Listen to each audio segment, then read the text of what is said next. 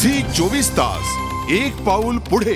रेणुका शहाणे दिग्दर्शित रीटा या सिनेमात दिसलेला जॅकी श्रॉफ आता आणखी एका मराठी सिनेमाच्या तयारीत आहे।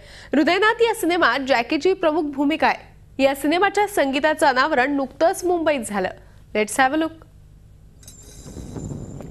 तत्वनिष्ठ शिक्षकाची हृदयाला भिडणारी कथा हृदयनाथ या सिनेमात रेखाटण्यात आली आहे। तू एवढी मोठी चूक कशी केलीस?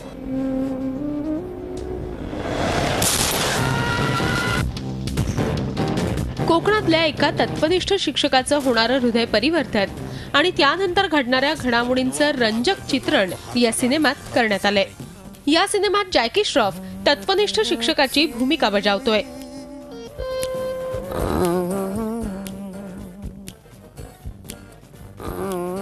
हृदयनाथचं म्युझिक लॉन्च नुकतंच पार पडलं।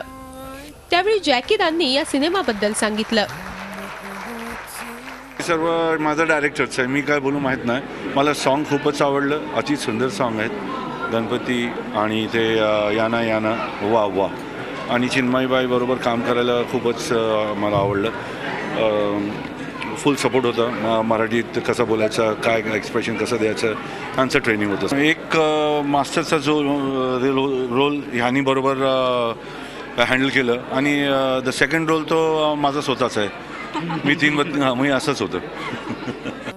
चिन्मयी सुमित या सिनेमात जॅकीच्या पत्नीच्या भूमिकेत दिसणार आहे। जॅकी श्रॉफ सोबत काम करताना चिन्मयी खूपच एक्साइट होती। यावेळी तिनं आपली आठवणही स्पॉटलाइटच्या प्रेक्षकांशी शेअर केली।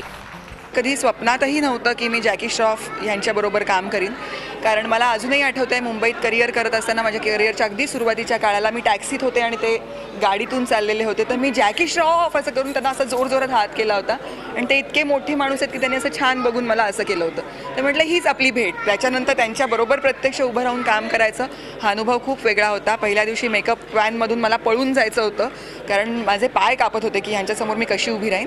पण जॅकी श्रॉफ माझ्या व्हॅनमध्ये आले आणि मी पुन्हा एकदा असं म्हणेन की काही मोठे स्टार्स असतात, काही मोठे नट असतात आणि काही खूप मोठी माणसं असतात आधी।